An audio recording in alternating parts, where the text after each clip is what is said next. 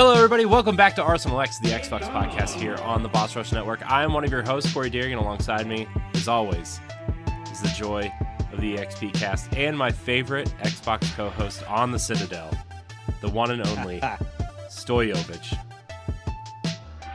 How's it going? As I'm sipping tea from my N7 mug. Yeah, you are. Yeah, it does N7 mug. Yeah, we are. Obviously, I am a fan of the Mass Effects. It's true. You are. Yeah. Everybody's a fan of something, and you know, I hate using the term super fan because like there's people that are fans of it. Like, yeah, that's the only game that they play. Yeah. Like, have you ever joined these okay. like Facebook groups and like these Facebook groups of people that like, you know, oh, hey, there's a Mass Effect Facebook group, and then there's a, you know, Halo Facebook group, or there's a Call of Duty Facebook group, stuff like that. And it's like, that's all these people play. And it's like, oh, blah, blah, I'm on my 8th playthrough this year, and blah, blah, this and that. And it's like, ooh, like, okay, like, those are super fans. Yeah. Those are super fans. Yeah. Well, I mean, also the people who, you know, poke holes in their Garrus pillow at night, you know. Yeah. Oh, a Thane. There's a Thane body pillow too. Oh my God. I think there's Tally as well. There's a body pillow for most of the, except for Rex. Although that'd probably be more like a beanbag chair at that point because he's so large. Yeah. Yeah. That'd be cool though. That'd be cool. I mean, everybody's got a type, right? It's true. If you're, because I'm on a Mass Effect group, and hearing people like, you know, like playing their gameplay, like, I'm gonna be playing a biotic, you know, male shepherd, and I think this time I'm gonna romance Caden and the Inco because he's the heart of my stars and this and that, and it's like, oh bro, take it easy. Yeah.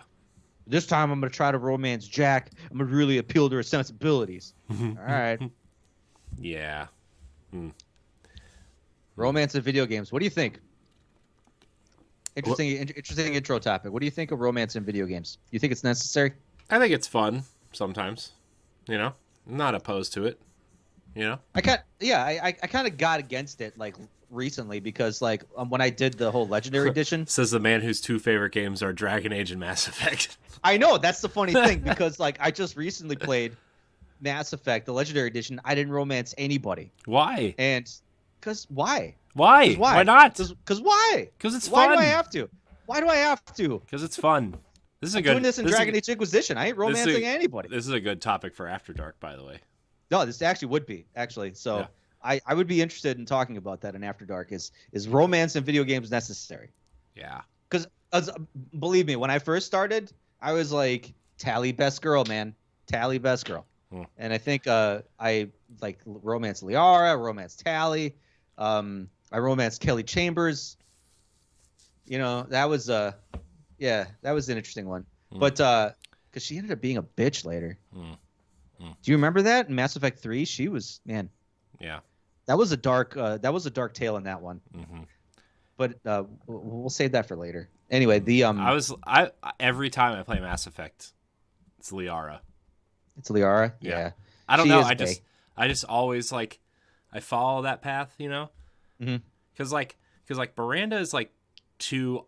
It's the obvious choice in Mass Effect 2. Like I think they made her for you to go after her, right? Like I feel like that was like the intent of Miranda, right? As I make a woman's figure out of my hands on. Well, I mean, you know, she has a female figure, I guess. So. Yeah, and then like, you know, and I don't know, and then like I don't know. I just wasn't ever interested in anybody else, and I was like, Liara is like, she's fun.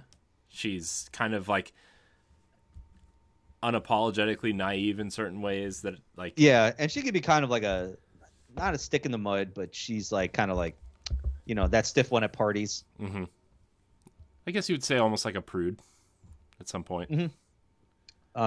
Yeah, the like especially at the Citadel when like Tally and Garrus were roasting her pretty bad. Yeah, that was pretty funny. Yeah, but I always like Liara, and like even I'm planning my playthrough now to play through it in the next couple weeks, and like I still think I'm going to go Liara, you know? Yeah. I feel like if I said I romanced Ashley in the first one, people would like come after me with like pitchforks and, you know, burn my house down, you know? Bigot. Because that's the way the internet is this time. This Yeah. I don't know. And I don't understand why people don't like Jacob. Like the only reason why I heard a bad thing about Jacob is if you romance Jacob in 2 and you get into a relationship with him, he moves on without telling you. Ooh. Yeah. What? Yeah. That because in the third one, he gets involved with one of the doctors that he works with on that base that he's protecting, and like she's like, you know, your female shepherd is like, hey, I thought we had a thing, and he's like, what do you expect me to do? Wait around for you? And yes. You're like, yes, you do. I am Commander Shepard. God damn it. God. So. Also, like, it kind of happens if you romance Ashley or Caden also in the first game, and then you go to the second game and like you meet them on whichever one you saved or romance. Horizon. Like, yeah. And like depending on if you romance them or not, they like really like get mad at you because you left, and they're like, I moved on, and it's like, no, you didn't. No, you didn't. This is why Liara is the one. Yeah. Because she's got your back no matter what you do, where you go, who you're with. Even she's there, she's the real OG. Yeah, even if you can't play with her in the second game until the Shadow broke her. Yeah, she still got you. She's got you. So I think that's the only right answer. It's a good answer. Yeah. So, ooh, hold on. Ooh. Paramount Pictures commented on my Halo TV show article on LinkedIn. Wow. It says, Corey, thank you for sharing. The series will air on Paramount Plus in March. See you there, Spartan. Wow. You got called the Spartan, bro. I did. Wow. Wow. I feel so cool. If you guys are just listening to the audio, he's got the biggest grin on his face. I mean, what can I say? Huge grin. Big grin. That's all good. I know. It's all good. I got excited. Don't let that get to your head now. No, it's already there. It's living in there. It's living in it. It's moved in. It's unpacked. You know, it's sleeping on the futon. You know, sleeping on the futon. Oh man, I had a futon. Yeah, futons are not comfortable. Well, you really have to get a really good mattress. Yeah, but even then, you might as well just buy a bed because it's a bed. Yeah, and a good futon mattress is about as expensive as like a mediocre bed. You know. So. Yeah. I mean, I get the versatility, right? But you get a Sleep Number bed, and it sits you up sometimes. You know, I know they're really expensive, but it's like Futon Plus. Yeah, yeah. I mean, it turns into a couch. When you're just talking, shooting the shit, playing some video games, watching a movie and stuff like that. And you're like, all right, time to go to bed. Genius. Yeah. Good times. Futons, man. Man, have you ever sat on a futon without a mattress? That's a bad decision. I'll say that's a bad decision. Why? Did you do it as a dare? No, I did it kind of on accident because I wasn't paying attention. I was at someone's house. How did you do that on accident? I was just at someone's house, and it was kind of dimly dark. Like, it was really dark, and like it was it was kind of like a party, and I was talking to someone, and I went to sit down, and I sat on the futon because they took the mattress to do like, I don't know, I think half of them were drunk and probably sliding down the stairs on this futon mattress. It'd be like that though. Yeah, and I sat down, and yeah, good thing I sat where like the bars were like supporting my butt cheeks though, because if it like went up the crack, one bar goes up, it's done. I mean, some people are into that. It's not me, Some people are into that. Yeah, it's okay if you are. I'm just saying, I'm not. Not me either. So, Stoy. You know what? You This is Arsenal X, the Xbox podcast, part of the Boss Rush Network. You can catch us Had live me going for a little bit. I know. On Twitch every Sunday night or on podcast services and YouTube on Tuesday mornings. If you listen on iTunes or Spotify, please leave us a 5-star rating and a nice review. We really appreciate it. Also, with every episode, just a quick little thing. Anchor allows you to put like polls and questions. So I've been leaving a question that has to do with the episode on Spotify. So if you want to participate in that as well, you can do that. So what? Wait, what? You can do a poll on Spotify or something, or yeah, if you on Anchor, which is where we host our podcasts, right? It allows you to create one poll per week and one question that people can just answer per week. Okay. And so I try to do that once a week of things that pertain to the episode. Got it. And it's really fun. Cool. I never promoted it, but I'm going to start because I think it's fun. Maybe I'll start doing that more towards like the end of the episode. Maybe it'll have to do with our topic, our main topic. I think that would be a good way to engage too. So, subscribe to our YouTube channel and check out all of our shows and content on bossrush.net. You can get your Arsenal X merch on the Boss Rush store. Go to the store icon, or go to redbubble.com/boss Network. You can check out all of our store stuff. We're going to jump into what we've been playing in weekly pickups. Stoy, we're going to start with you as always. What are you playing there? Well, I got into project mode this week because my man cave is the basement. I have this kind of long room where it's just, is my man cave, whatever. So I have my TV mounted on a wall, and I got like 2 little shelves and stuff, and I got like bookshelves and just kind of figures and other shit just kind of randomly strewn about, whatever. So I kind of started getting to a point where I'm like, well, I kind of want to do some like redesigning, reconfiguring of some things, just kind of make this look a little bit cooler. So I got into deep diving on YouTube of like watching people tour their own little man caves, and like, this is my video game room and whatever. And there are some people out there, man. Wow. They have some epic video game setups. I know. It's crazy. Like, I mean, people go all out, man. Yeah, no, I mean, I have a wall. Like, I think my collection right now is like 1,200 video games across like multiple different systems.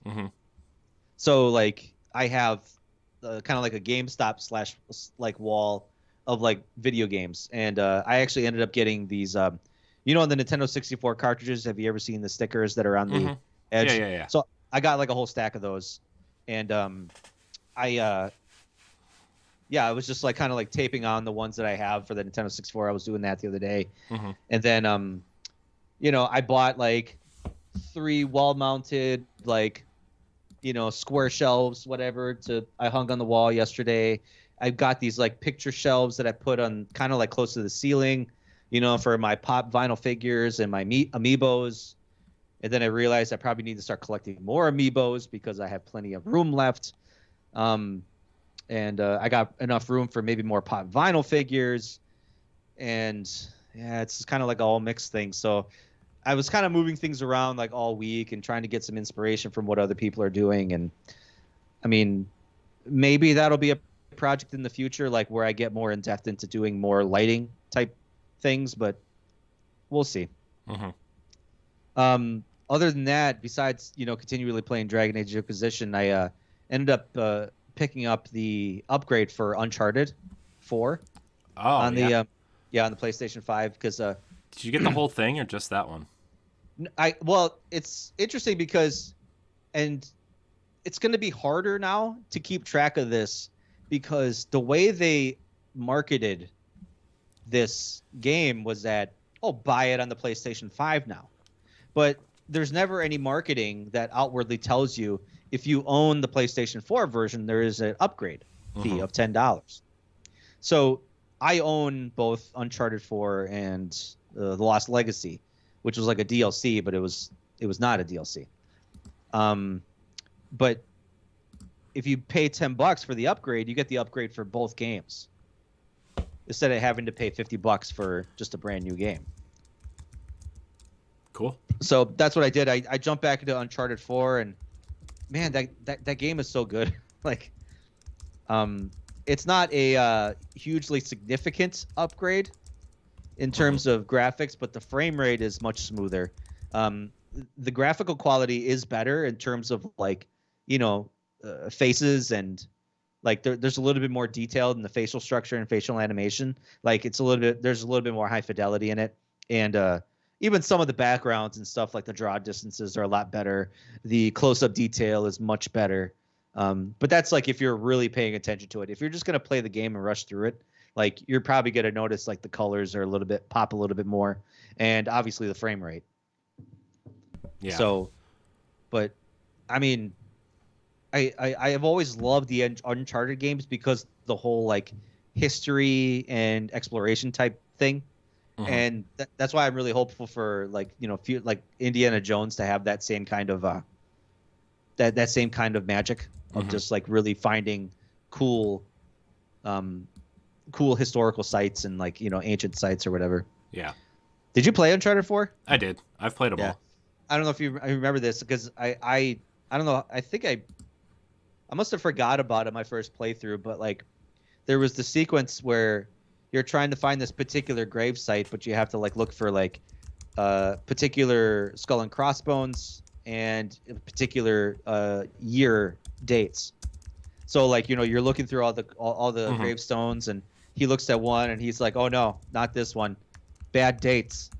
And then your brother Tommy, he laughs. He's like, and I was like, I get it. Yeah. Indiana Jones. Oh man, I use that. By the way, speaking of bad dates, I used that. Oh my gosh, what just happened? I used that on one of our podcasts, one of the After Dark episodes. It was literally called Bad Dates, the episode, and then I used the picture of what's his face catching the date in the midair as Indy threw it up in the air. You caught it. That was the image of it's the thumbnail. That's all. Continue. Nice. Yeah, no, that was there's so many quotable lines in that movie. I mean, just obviously not a lot of people are gonna, not a lot of people are gonna get it sometimes, but pickups wise, I did. But I mean, besides the fact, I guess going back to Uncharted 4, if you have it already, just get the upgrade. Like, there is an upgrade for it, and I think it's going to be harder nowadays with trying to kind of determine. Like, you're going to have to do an internet search. Like, oh, does this game come with a free upgrade, or is it going to be a paid upgrade? Because I think I remember telling you about that. I got burned with that once. I got an Xbox game that I thought was going to get an automatic upgrade, but didn't realize the Xbox One game was just an Xbox One game. Yeah. So you have to be certain that you're getting the Series X copy, or that it has smart delivery, so to speak. Yeah. So, I think now that there's probably going to be more remasters coming of previous gen games, so we're going to have to kind of be a little bit paying more attention to those upgrades. But yeah, otherwise I picked up a few retro things like I picked up Dead to Rights on the PSP, ended up picking up like Justice League Heroes for the PS2. Nice. And I think last week I ended up scooping up some more things from that backwards compatibility sale. So I ended up picking up Sonic Generations, which nice. I've yet to play again. But nice. And some other stuff I forgot, but yeah, the Sonic Generations is great. No, good pickup. It is. Like, it's it was like $2 too, and it's like the best. It's probably arguably one of the best Sonics to have come out in the last like 15, 20 years, I think. Honestly, I would say it is the best Sonic outside of maybe Sonic Mania. Yeah, Sonic Mania was really good. Kind of brought back that old school style, but yeah, Generations was amazing. Yeah. So cool. Yeah. Nice. That's all I've done. Nice. Let's see. Since we recorded last, like that Monday, I packed everything because I left on Tuesday for a work trip. So I didn't really get to play much Xbox. I played a lot of Mario Kart with people from work, and I played a lot of Metroid Dread trying to really wrap that up because I'm bad at Metroidvania games, but I really want to finish this one, so I'm really trying to hunker down and beat it. It's still really good though, man. That game, man. Say what you want about the Switch hardware, but Nintendo kind of knows how to optimize their games for it. Yeah, I know. I've not heard good things about Legends Arceus though, in terms of graphics. Oh yeah, yeah. I heard it kind of like looks like 360 PS3 graphics. Yeah, I mean, well, that's what I expect from Switch mostly. I'm gonna be honest with you. I don't really like. I guess when it comes to Switch games, I have expectations that are lower in terms of graphics than the other consoles, right? I just always have, and I always will. I do too, but I think something like when I suppose like, I mean, and Pat explained this to me. It's like when you compare a game like Breath of the Wild that came out right at the start of the Switch life cycle, and then 5 years later you get Arceus, and it looks worse than Breath of the Wild. Yeah, but then you have the thing where like, oh well, Nintendo and the Zelda team have been making console games for years, and this is only their second outing, Game Freak's second outing as a console game. Yeah, as like a fully fledged like 3D game. Yeah. Yeah. So, I mean, I get it. Yeah, I mean, I get it too. I'm not expecting much from a Pokemon game in terms of like fidelity or frame rate. Like I'm really not, especially their first kind of openish world game. Right? Just not. Yeah. But also, I'm probably not going to get it. I'm going to be honest. Like, I thought about it. I was like, oh, man, I've seen a lot of people really hype this game up. And then I'm like, yeah. But am I really going to play it? No. I'd rather save that $60 for something else. We won Galutrad's giveaway. Oh, yeah? Yeah. He sent me a message last night because Pat ended up picking up an extra copy, so we're doing a giveaway on the EXP cast. And Galutrad sent me a message last night. Jacob from the POW Block. Yeah. For anybody that doesn't know who he is, he sends me a Twitter message saying, "Hey, you guys won the giveaway," and like Pat has it, Josh has it, and I was like, I mean, I guess I'll play it if Dan doesn't want it, and Dan is more of a Pokemon fan than I am, so I was like, "Here, you can have it." I don't know. Yeah. Yeah. Yeah. I'm just not gonna bother. I don't think. As much as I would really love an open world-ish style Pokemon game, but like the time has passed for me for Pokemon. I think like Red and Blue and Gold and Silver were like the games that I really enjoyed, and like I played Let's Go Pikachu for a while just to get that. Oh, this is really a nice nostalgic hit for that era, and I'm like it's good enough for me, Yeah, I never got into it. I mean, I played Let's Go. Because I really wanted to try out the whole Pokemon thing, and I'm like, eh. Yeah. Well, the only thing is like my daughter's getting to the age where she's starting to like Pokemon because my nephews like Pokemon. Oh, okay. And she's like really obsessed with Pikachu and whatever else they're into these days. I don't know. Pikachu's still around, right? I think so. Yeah. Pikachu's still a thing. Yeah. I mean, I figured. I see him everywhere, but I just like I don't know if people who played this generation of Pokemon really care about Pikachu the way, it's like people that grow up in this era of Disney. Do they really care about Mickey Mouse? Yeah, I suppose when you think of Disney, that may not be the first thing you go to if you're a kid versus an adult like us. Yeah. So, I don't know. I'm probably not going to get it. I'll probably just, if she wants to play something like that, I'll just let her play Let's Go. That seems like a good starter for a 4-year-old. Yeah, I'll say. So, I played a lot of Metroid Dread. I did play some Halo, but I kind of like fell asleep while I was playing last night. So yeah, I was so tired. That time from the West Coast to the East Coast is just brutal. You don't think 3 hours is a lot of time, but 3 hours is a lot of time. No, it is for sure. But I did pick up a lot of things. I picked up a day one Xbox One controller to display. Okay. Because like you, I'm getting ready to move out of this office and move to the room behind that curtain. Mm-hmm. And this is going to be the kids' toy room just because there's so many toys behind that curtain. It's stupid. Yeah. It's stupid. It's stupid. I'm like, I knew I had a lot of toys when I was little, but this is just ridiculous. So I'm kind of like buying these displays for controllers. I think I showed them on last week's episode. They're just like these little clear stands. Yeah. What were they called again? Because I think you sent me the link, but I don't know if I missed it or what. Yeah, I actually ordered 2 more orders because I ordered 2 more today, and they're supposed to be here tomorrow, which is nice. They're called Oprire, OAPRIRE, Universal Controller Stands.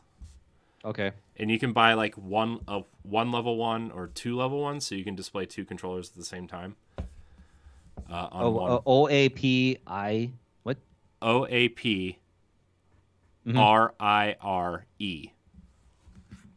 Okay. And they come in blue, red, and clear. Okay. And, I see it now. Yeah. They're really nice. They're only like $15. Yeah, for 2 of them. Yeah. Yeah. I'm just gonna put it on my wish list just to kind of get back on it because I was thinking about doing something like that too, and I was thinking about actually like taking like a large wood slab. Like I had this idea of like taking like a cross section of like wood, like a tree or something like that. Oh yeah. And doing kind of mounting the controllers on that. Yeah. But that who knows? I heard those things are pretty expensive. Yeah. I have a shelf that I'm going to display them on. They're currently holding all of my Disney Infinity figures. There's 3 of them up here. Yeah. But I'm probably going to put some of those away and display these Xbox controllers. I do think it's cool that I can display every single Disney Infinity character on these 3 shelves, though. Yeah, I'll say. Impressive. It's the only collection I ever completed. Okay. I even have like the crystal clear ones. I thought about and there's also 2 of them that they went into production, but they were never sold because the game was canceled before the expansions came out.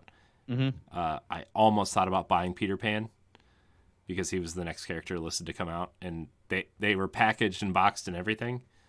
But you go to buy them now, they're like upwards of like $500 right now. Ooh. So Wow. I was like, nah. Let me look it up, actually. I'm interested now. But I picked up the day 1 controller. I ordered 2 more display things. And then there's a good sale going on right now. I picked up Splinter Cell Blacklist. And I picked up Call of Duty Modern Warfare, the new one. Oh, really? Yeah, because I'd never played it. And I'm like...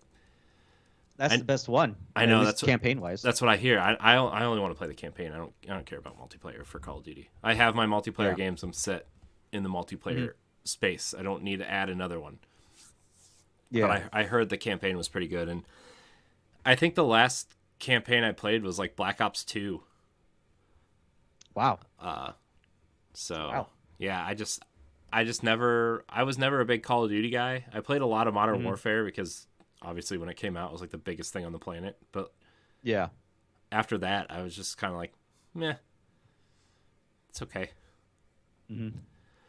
So I got that. What else did I get? I got one other thing that was really cheap, but now I forget. So, whoops. But that's all I picked up. That's all I've been playing. Nothing really special there. But you know what is special, Stoy? The Halo TV series has released officially. The trailer. Yep. That trailer. Yeah. Did you watch it? Yeah, I watched it. Okay. It's so during the NFL playoff game between the Cincinnati Bengals and the Kansas City Chiefs today on Sunday, Paramount released a powerful trailer. Go Bengals though, huh? I know. I mean, first time in like 30 years. Yeah, don't rub it in. Well over I'm a 30 Browns years? fan. We don't like the Bengals. Oh, I know. Yeah, but still, Pass. like pretty amazing. I mean, yeah, but the Browns have never been to a Super Bowl, so Yeah, that's true. I don't care. Well, I mean, if it makes you feel any better, so many people think the Packers are going to make it to the Super Bowl this year, and they're always heavily favored, and they always choke at the end. Oh, like this year? Yeah, like this year and last year, and pretty much every other year. So, yeah. By the way, would it be? By the way, one of the guys on the trip I was on, Carl, he was one of the delegates at the event I was at. we did this thing that was a hometown gift exchange, and I got his gift, and it was a bunch of Chiefs stuff. So like there's a Patrick Mahomes bobblehead sitting up on my chair over there, and like a block with the Kansas City Chiefs logo on it, and a lanyard, and there's a hat, and I told him I'd wear it on the show to make him happy, and my daughter took it and put it on her teddy bear, which is hilarious. So okay, sorry, Carl. I was gonna wear it, but my daughter took it. I can't say no to her. So. Yeah, you can't say no to that. Nope. Yeah. But where was I going? Oh yeah, Halo trailer. Paramount released a powerful trailer for the series starring Pablo Schreiber as John 117, Danny Sapani as Sergeant Johnson, Olive Gray as Miranda Keyes, and Jen Taylor reprising her role as the voice of Cortana, Chief's AI companion, and Dr. Catherine Halsey. Halo, as described by Paramount, is, quote, an epic 26th century conflict between humanity and an alien threat known as the Covenant. Halo will weave deeply drawn personal stories with action, adventure, and a richly imagined vision of the future. There are new and familiar faces in the trailer, as well as recognizable foes that Chief and his new team of Spartans will face, iconic vehicles, and iconic weapons and authentic vehicles and ships.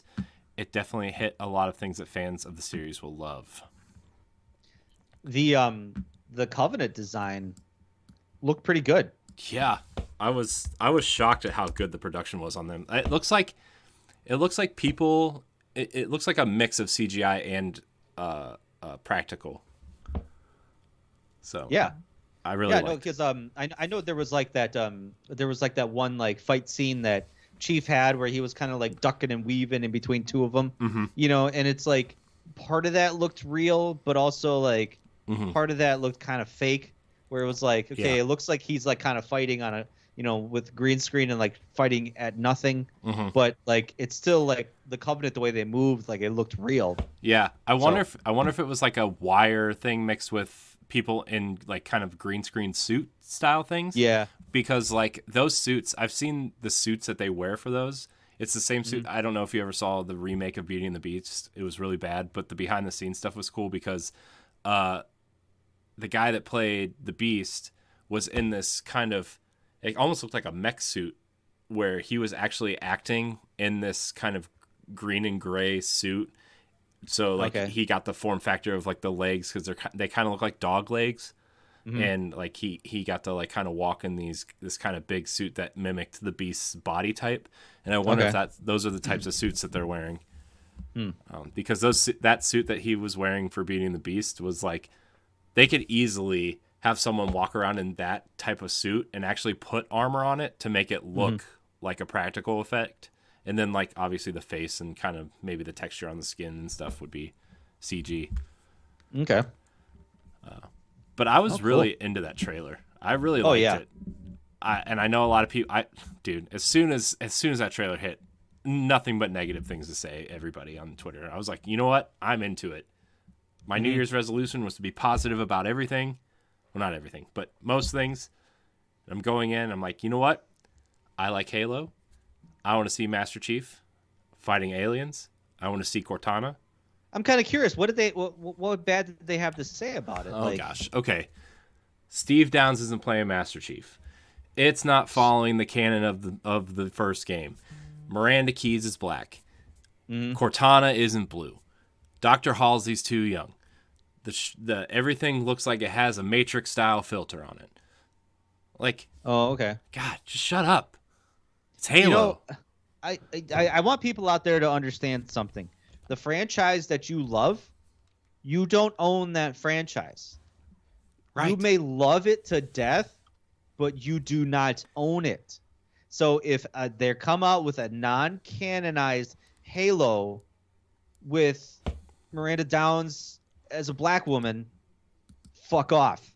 Deal with it. Yeah. Like it's just, I'm kind of tired of that whole like, and entitlement that some of these fans have, where it's like, if you don't like it, then okay, fine. I guess you're gonna have to find a way to deal with it. But like, to go on blast with it and just like dump on it even well before, even after watching like just a 2-minute trailer of it. Mm-hmm. Like, really? Yeah. Like, come on. Like, yeah. Oh, the other complaint was like Chief's upper body's too small. His team of Spartans isn't blue team. Oh my God. Because like all 3 of the Spartans that are with him are new characters for the show.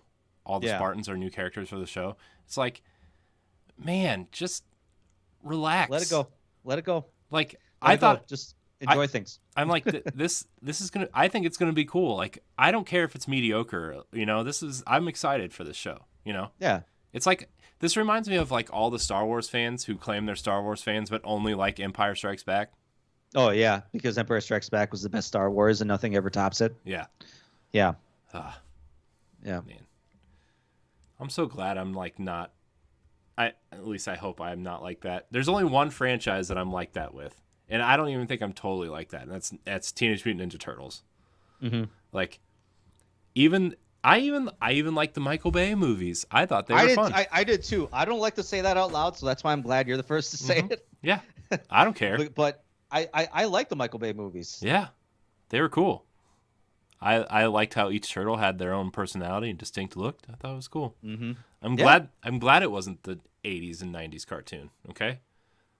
Well, eventually when you get franchises like that evolve over generations, they have to kind of match with whatever the generation kind of goes into. So you get a lot of the only thing I didn't much care for was the design of the Thundercats cartoon that they did. Mm-hmm. They kind of made it look like Adventure Time looking art style, and I'm like, yeah, I don't know if I like that, but you know what? I'm not going to watch it, and I'm just going to be okay with it. Yeah. Instead of just like blasting it. They did that with the new Ninja Turtles cartoon, Rise of the Teenage Mutant Ninja Turtles. It got canceled after like 2 seasons. Yeah, I heard that one didn't go very well either. Yeah, well, they changed everything. Like Raph was the leader, and like Raph was the leader. Yeah, and like April was a scientist, which was fine. Like I don't mind that change, but people like even then I'm like, look, I'm a 35-year-old man. Okay, I don't get to dictate what cartoons are for children. Yeah, I had my time. Yeah, exactly. And like I said before, you don't own that either. Yeah. You don't own Raphael. You don't own, April. You don't own the Ninja Turtles. You don't own anything. Mm-hmm. Like, and they don't owe you shit. And besides, I have my 1990 Teenage Mutant Ninja Turtle movie on Blu-ray. If I don't like what's out now, I can pop that in and be like, that's Ninja Turtles. It's good. Yeah, cool. All right. And then you move on with your life. Yeah. I don't have time to complain. You know what? If I had enough time to complain about everything I didn't like, you know how much time I would have? How much time, Corey? Enough. I would have enough time to be productive for other things. Yeah. You can dedicate your energy to maybe other things. Yeah.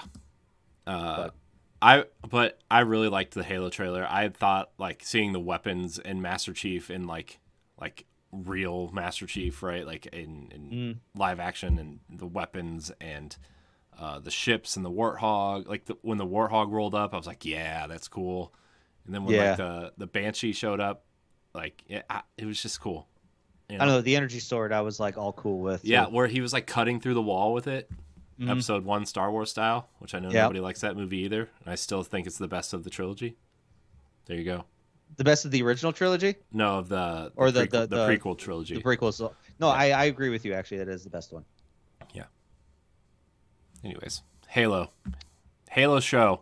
So, okay, so I was thinking, Stoy, for a Patreon exclusive show, we should do a review of each of the Halo episodes.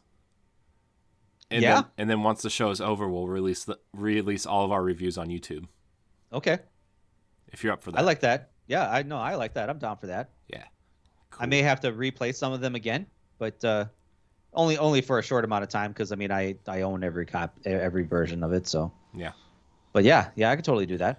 Yeah, be cool. Yeah. Look at us. Halo Reach is going to be in my top 2 or 3 probably. Yeah. I meant review each episode of the show. Oh, each episode of the show. I thought you meant each video game. Oh, okay. I mean, we could do that too. No, yeah, I don't mind doing that. Because I was planning on replaying them too. all this year. Yeah. So we could do that. That'd be I mean, cool. yeah, cool. You know, we'll do all of it. Do it all the Halos. Mm-hmm. But would that include I'm, Halo Wars, and Spartan Assault? okay. I'm not playing those. I'm not playing those. I'm not into RTSs. Okay. So I I did have a soft spot for ODST. I know at the time not a lot of people liked it because it was kind of a weird break in form. Yeah. But yeah. I mean, it was cool. I didn't really like understand it at first because I'm dumb. Yeah. But it was cool.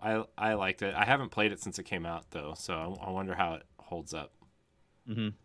Also, fun fact about ODST: the first ever Easter egg for Destiny was an ODST. Oh, I didn't know that. Yeah, but it's not in the Master Chief Collection because Bungie owns Destiny and 343 owns Halo, or Microsoft owns Halo, and they didn't leave it in because it's literally a poster of the Traveler. And then it said, what was it? It said something along the lines of the original tagline of Destiny, like "Become Legend" or whatever. Okay. And it was just like a small poster in like one of the alleyways where one of the audio logs for the side story was. Mm-hmm. And nobody really knew what it was because everybody just thought it was like a picture of the moon. Yeah. And like, it was like a cool thing. Well, I had no idea. Mm-hmm. That seems kind of like weirdly petty, but I guess. Well, it's like a copyright thing, I guess. I get it. Yeah. Let's see. I want to see what this really is because it was really fun and interesting. It says Destiny awaits, and it's a picture of the Earth with the Traveler sitting above Russia, which is where like the opening of Destiny 1 takes place. So, okay. And then also one of the buildings in Destiny is clearly a Master Chief helmet. Oh, all right. So I'll send you them in the chat because they're cool. Okay. But we'll move on. Because I know nobody cares about this stuff. Like, no, it is kind of an interesting Easter egg. I guess that's I didn't know why ODST wasn't in the collection, so I guess that makes sense. Well, it is now, but they had to change it. They had to change it. Okay, yeah. All right. Where? Replace it. Yes, thank you. Man, doing stuff on the fly, Stoy. Yeah, I feel you, man. Great. It's great audio for the audio listeners, you know. Well, I guess that's why you do post editing, right? I do. Maybe if you want. I do. Anyways, let's move on to our next story here. Certain Affinity is working on a Monster Hunter style game for Xbox and Game Pass. It seems Certain Affinity, the developer behind multiplayer modes from Halo, Call of Duty, Doom, and more, are creating their own IP with the help of Xbox Game Studios Publishing, codenamed Project, how do you say that word, Sirte? That sounds French. Certain Affinity seems to be developing a large-scale multiplayer game in the vein of Monster Hunter, as reported by Windows Central and Jeff Grubb via his Giant Bomb news show, Grub Snacks. The untitled project is said to, quote, feature big monster battles with multiplayer, and started development in summer 2020. They're looking at a 2023 reveal and a release in 2024. That sounds cool. Well, no, it does because Monster Hunter Rise is doing really well for the Switch and the PC. Mm-hmm. Yeah, and Monster Hunter World is Capcom's best-selling game ever. Yeah, and I think it was the fastest growing game I think they've ever had. Period. Yeah. Yeah, I think something like that too. I mean, admittedly, it was like the first Monster Hunter. I played Monster Hunter for the Wii U, but no, I mean, it was one of the first Monster Hunter games. Like, it was the entry point for a lot of people. So, I think monster hunting games are kind of, are big for them. Yeah, are big for people right now, and they want more of it. Yeah, for sure. I think it would be really interesting if they, like, did kind of like the opposite of Monster Hunter, the way like, the Surge is kind of like the opposite of Dark Souls, in a way where like, yeah, maybe you're fighting monsters with some sort of cool technology, Mm-hmm. I think that would be really cool. Although I wouldn't mind a Monster Hunter clone. It just feels like, why would you try to emulate something that's out there that people are just going to like better? So they got to make themselves stand out. Yeah. I think. But No, yeah, I mean, what is it? Dragon's Dogma. That was Xbox exclusive for a while, right? Yeah. Yeah. And that was kind of Monster Hunter before Monster Hunter was really big. Yeah. Yeah. Dragon's Dogma was like, I feel like that's one of those games that became really big years after the fact because people started really liking Monster Hunter, and then they wanted to go back to other games that were kind of like Monster Hunter. Yeah. It's almost kind of like the Souls games in a way too, where like Demon's Souls was like a really niche product, and then once Dark Souls came out and Bloodborne, people started going back and being like, "Oh, what's this? What's this?" Yeah. So I'm excited to see what Certain Affinity does. I mean, they clearly know how to do multiplayer with Call of Duty and Halo. Yeah. Did they do anything else? Yeah, I was gonna say, did they do anything else? They've done. They were ex-Bungie employees too. Yeah. They left Bungie to do their own thing, but they also ended up working on Halo. I think they just felt more comfortable being able to kind of do what they wanted to do, and they did Doom's multiplayer with the Snap Map stuff. They've done a bunch of Call of Duty maps. They did the Xbox Live arcade game Quest for Booty. It was like one of the first kind of major Xbox Live titles that wasn't Pac-Man. Right. Yeah. No kidding. Or Bejeweled. Yeah. They did the port for Left 4 Dead to the Xbox 360. They at least helped with it. So. Yeah. They've done a lot that you would just never like know that they did, right? Like that's kind of their MO, is like we kind of are behind the scenes, but we're proud of our work type deal. Yeah. And I remember the Snap Map feature on Doom was like really cool. It's just nobody used it because the campaign was surprisingly good, I think. Yeah, no, honestly, this is this is good for them to kind of, I don't know, work on something of their own, because you look at their record, it's like they've either helped co-developed or worked on a multiplayer DLC. So yeah.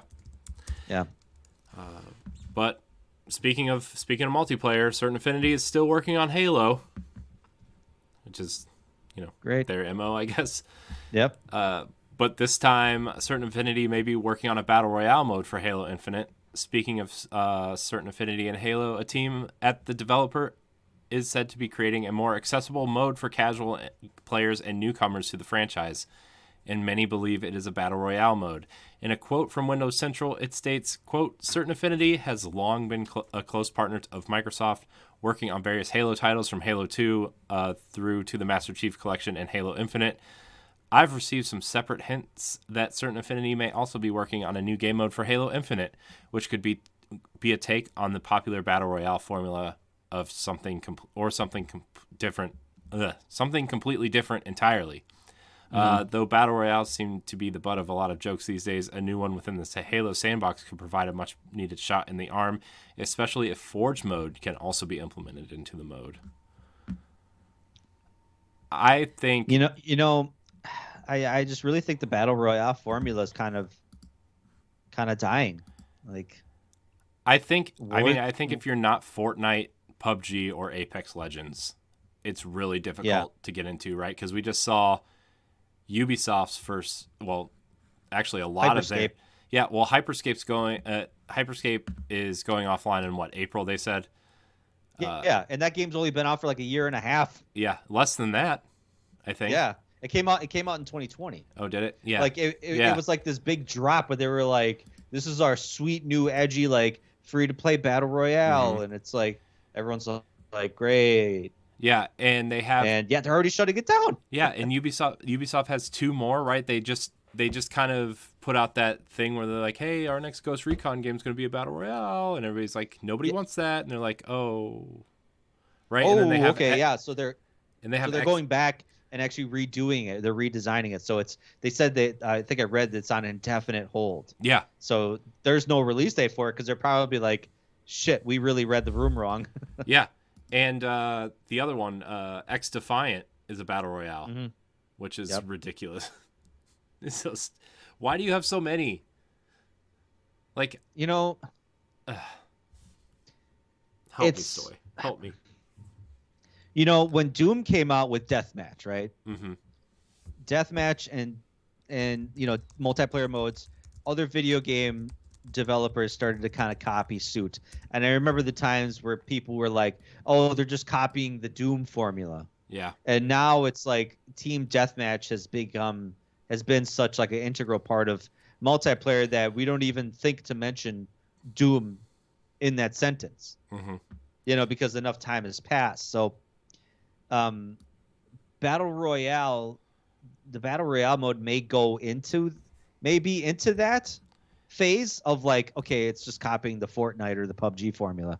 Yeah. But you know, if you could integrate that into, like, I suppose if Halo integrated it as just, this is just a multiplayer mode, but we're not dedicating an entire game to it, Yeah.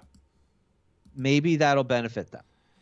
But like to create a game just dedicated to just that one battle mode, you know, battle royale, Mm-hmm. that's a recipe for disaster. Yeah. I think implementing it into, like you said, into the current multiplayer suite is really smart because it offers other things, right? I think that's the problem that something like Apex Legends faces is like it's just a battle royale. And like not everybody wants just a battle royale. They want options, right? And I think that's we kind of talked about it last week, but like I think that's where Call of Duty's multiplayer is going to evolve, where Warzone is going to become the multiplayer suite, right? Mm-hmm. And then you're going to get the campaigns via Game Pass, or if you want to buy it or whatever, right? And maybe you have to buy, maybe it's like a separate package where, which they've already kind of experimented on PC, right? Where like the campaign costs $30 and the multiplayer stuff costs $30, or you can buy it in one package for $60 or whatever, however, you know, the super duper $3 million package or whatever. But like, you know, maybe that's where you go, where like if you want the Modern Warfare, at that point probably Modern Warfare 3 stuff in your Warzone, maybe you buy the Modern Warfare pack for Warzone or something. Yeah. Where I don't know how that's going to work, but like Warzone's going to become like the big multiplayer hub, I feel like, for Call of Duty, right? And I feel like Halo is starting out with their multiplayer suite and they're adding the Battle Royale mode into it. Mm-hmm. And I think that's the smart way to go.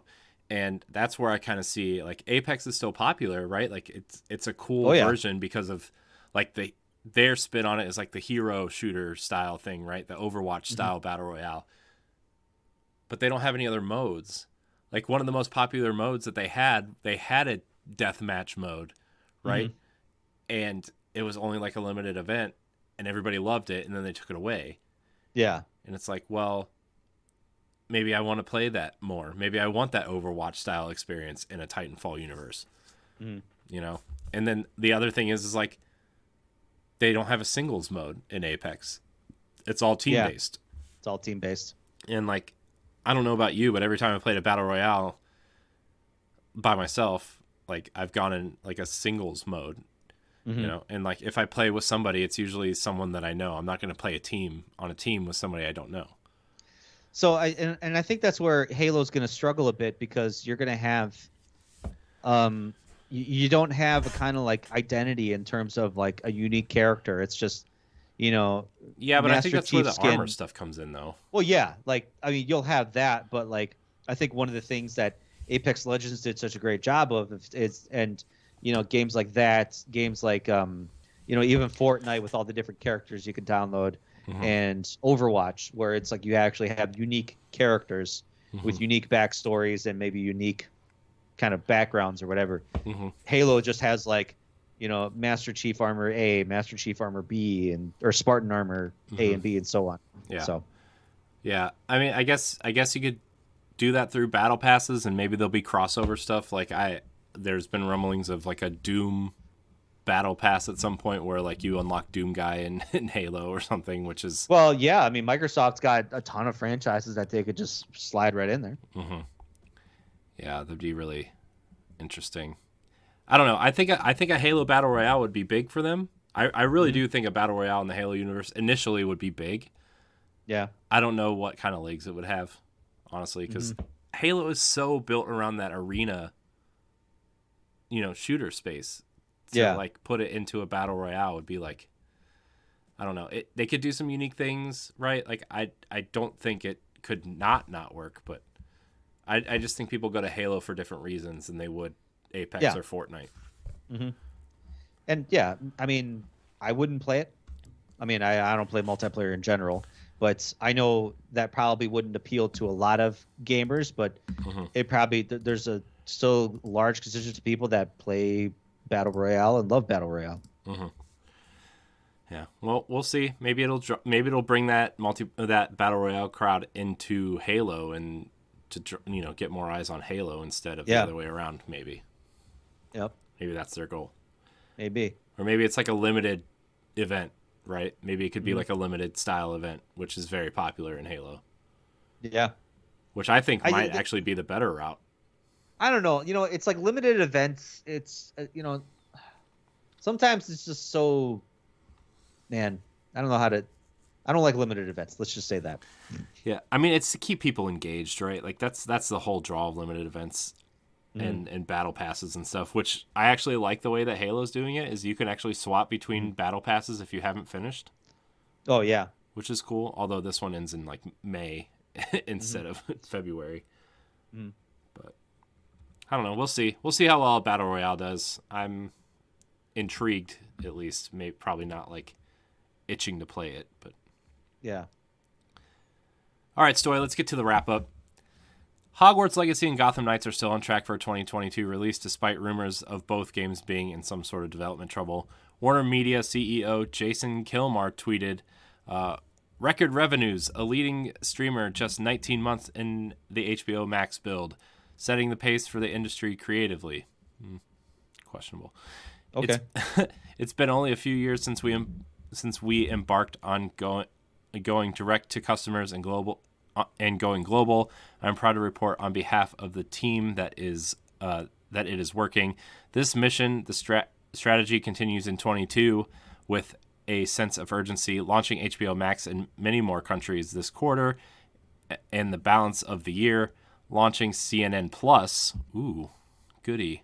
Another subscription service. Okay. And delivering a full slate of highly anticipated games. On this list of games, the two images were Gotham Knights and Hogwarts Legacy this year. Time will tell, but both games look exciting, at least to me. I think that kind of proves my point that we may not see Suicide Squad till 2023. Yeah. Yeah, because the only two games listed on the images that he tweeted out were these two. Yeah. Which I guess you don't want to...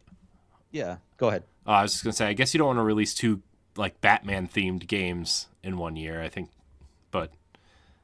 or maybe not in close succession. Like we may be seeing... Like especially Gotham Knights, we may be seeing sooner than we anticipate. I mean, it was initially slated to come out last year. Yeah, like you want to release Gotham Knights in like February or March, and then Suicide Squad in like November. I think that would be cool. That would have been cool. And then I guess Hogwarts Legacy somewhere in the middle, probably August-ish, so it doesn't get eaten alive. Because I don't know, as excited as I am for that game, it feels like a game that if it came out any later than September, it would be eaten alive, right? Yeah, from everything else. Yeah, it really would. I mean, I just wish sometimes like game developers and publishers would like sit down on a round table like, okay, who's going to claim April? Who's going to claim May? Okay, let's try to spread this out as often as we can because, people have wallets and families to feed. Right. We can't put all our games out in 1 month, like the developers are doing right now. Like starting this week, you got Dying Light 2 coming out. And then next week, you got like Horizon and then Elden Ring. And oh my God. I know. It's ridiculous. It's so crazy. It really is. Yeah, I mean, and then like there's 12 months in a year, guys. Like the summer is wide open. Yeah. Wide open. Put it out there. Put it out there, please. People still play games in the summer, guys. I play games in the summer. Yeah. I'll buy your game in the summer. Yeah. Yeah, I will do it. Full price. Yeah, full price. I'll pay $60, $70. Whatever. Yeah. Summer and August does not count as summer, guys. I'm talking like May, June, July here. Yeah. Okay. Guess what? Switch released Captain Toad and Octopath Traveler in July. Okay? Take notes. Take notes. Yeah. And they did just fine. They did. Captain Toad's amazing. Yeah. What a stupid game. but I mean that in the best way possible. I know. I mean, the whole concept of Mario is stupid, really, right? Yeah, He's a fat plumber who crawls through pipes, jumps on mushrooms, eats mushrooms to jump on other mushrooms. You know. Yeah. Shoots fire out of a flower. Mm-hmm. You know, wears different animal suits to do different things. It's just, come on. How high was Miyamoto when he created Mario? Let's be honest. What's gonna make him grow bigger? Mushrooms, man. Mushrooms, man. Like, does he eat them? He's like, I don't know, man. He just touches it. That's it. No. Oh, don't touch the purple ones though. Oh, They'll kill you. Yeah, but the green ones will give you extra lives. Yeah. Yeah. If you die, you'll come back to life. Yeah, but you only do them a couple times though, not like infinite times, just a couple times. It's so stupid. I would love to be in that boardroom. Oh, does he have a brother? Mm-hmm. Yeah, he's got a brother, but he wears white. But like we're gonna change it in the future, probably to green or something. Yeah, nobody likes him. Nobody likes him though. Let's just all make fun of him for the rest of his career. Yeah. So, yeah, I always maintain my my theory about Princess Peach is actually Bowser's lover, and that Mario is the jealous ex-boyfriend that keeps going back to rescue the princess, so to speak. Yeah, like Braid. Yeah, like Braid. He's the jealous ex-boyfriend that just let her go and can't let her go, so you have to go rescue the princess. And yeah. Stupid. Mario's so stupid, but I love Mario games. I love just Mario. So stupid. Yep. All right.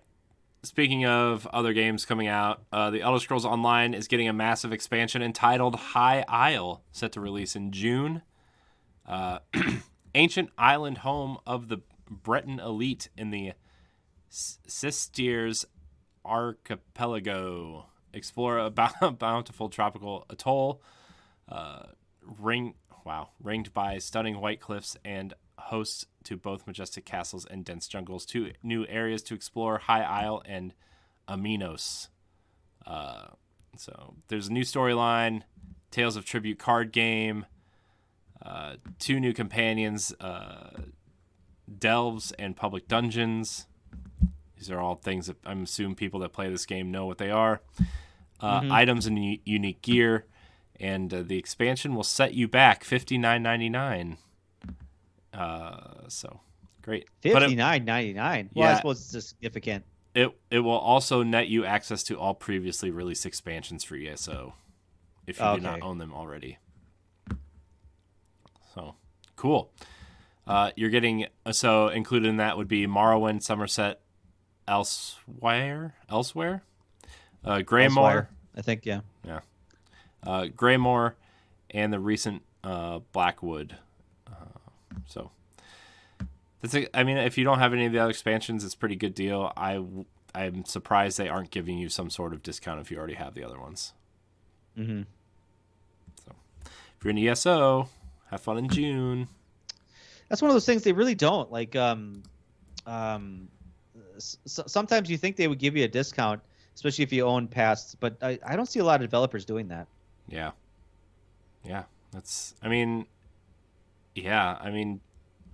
Destiny doesn't really do it unless you buy like the digital deluxe edition. But I feel like everybody that buys the digital deluxe edition would already own the expansions. I don't know. Right. I feel like that version is for the people who are really into it, So I don't know. I don't know how other MMOs work though. Destiny's literally the only MMO that I play, and it's hardly an MMO. I think of Rainbow Six Siege, like for example, when the years would come out, like, oh, here's the year 2 pack, here's the year 3 pack, but there was no like, hey, if year 3 came out and you want to buy packs 1 and 2, here's a discount, or like if you want to just buy year 3, here's a discount even too. Like, it's just like, nope, one price for everybody. I don't know. Yeah, I don't know. There's got to be a better way, guys. There's got to be a better way. Yeah, it's got to be. Also, it's also my favorite in Destiny when like they're about to vault a bunch of content because they take content out of the game when they get new content in. Like they always sell. Like right now, they're about to vault the Forsaken expansion, which is ridiculous because the whole story right now is based around people playing that expansion and knowing what's going on. Yeah. But they're selling it for $20 right now, the expansion, and like they're giving you 3 exotic ciphers, which allow you to buy the exotic weapons from this kiosk from that expansion. And it's like, why are you selling it now? The game that comes out in less than 4 weeks. Witch Queen comes out, and this is going away. Like I get it, but like, just why? And it kind of sucks because that's still, out of all the expansions that have been released up to this point, that is clearly the best one. Yeah. And they're vaulting it. So I really hope they figure that out. That's a discussion for Tower Casuals, though, I guess. Even though we have had that conversation at least, what is it, almost February, 3 times this year. All right. Well, that's it. That's it for the wrap up. Games with Gold were announced, Stoy. Are you ready for this amazing lineup of games with gold? Man, it's, it always kind of cracks me up how like PlayStation Plus new games come out and then Xbox games with gold comes out, and it's like, man, it's like nothing like hugely groundbreaking. I know. But when you think about it, you're getting these games for free for life. Yeah. Yeah, so it's literally like the publisher's giving you this game away for free. Yeah, I get it, but like also this just feels like we're pushing you towards Game Pass, right? That's what all these kind of like quote unquote bad decisions are doing, right? Remember when they tried to increase the price to Xbox Live, and like they backpedaled that real quick. I know, and like the bad games with gold and stuff. Like, I mean, the only one on here that's I've shown any interest in playing is Aerial Knights Never Yield. Mm-hmm. It's like this. Hydrophobia was really good. I remember. Yeah, in like 2008. Yeah, I know. That's one of those things. Broken Sword 5. God, I don't even know when that came out either. But... I didn't know there were 4 other Broken Swords. Why are you breaking so many swords? Have you never played any of the Broken Sword games? No, I suppose they're kind of like point and click adventures. Oh, I've never even heard of them. No? Oh, wow. Yeah. They're point and click adventures. There was a Broken Sword that Elijah Wood was in. He did a voice for one of them. Yeah. Interesting. If you're into that sort of thing. He was big when that game came out, maybe. Yeah. So the games with gold, Broken Sword 5, The Serpent's Curse is available from February 1st to the 28th. Aerial Knights Never Yield is available from February 16th to March 15th. That's the game. That's the game on this list that everybody should probably check out if you want to check them out. Hydrophobia, it was, like Stoy said, an interesting game when it came out at the time on Xbox Live Arcade on the 360. And then Band of Bugs, which is, I think it's some sort of tactics game or some sort of RPG tactics game, maybe. I'm not even sure. Play as your avatar and fight against bugs, spiders, and even up to 7 of your friends in Spider Hunter mode. Band of Bugs is a fast playing, accessible tactics strategy game that puts you in the game. Wow. Yeah. I hate it when like games tell you that. I know. Like it puts you in the game. Like, I want to be in the game. I know. So stupid. Yeah. Better update your Xbox 360 avatar if you want to play this game. Oh God. Gameplay is deep enough for established fans of tactics genre, but friendly enough to appeal to the casual gamer as well. Mm-hmm. Yeah, so again, pretty poor lineup of games. Yeah, like I said, Broken Sword is good. Like if you're into like point and click like story adventures, and I actually may pick that up because I used to play quite a few of the Broken Swords back then. And I haven't played one in a long time, so I'd be curious to maybe give this one a shot. I don't know, but you got me interested with Aerial Knights. I ended up looking into that because that's like a 2D side scroller, endless runner, or 3D, I should say. I remember when this game came out, a lot of people really loved it. Yeah, I think it came out like a year ago, maybe at this point.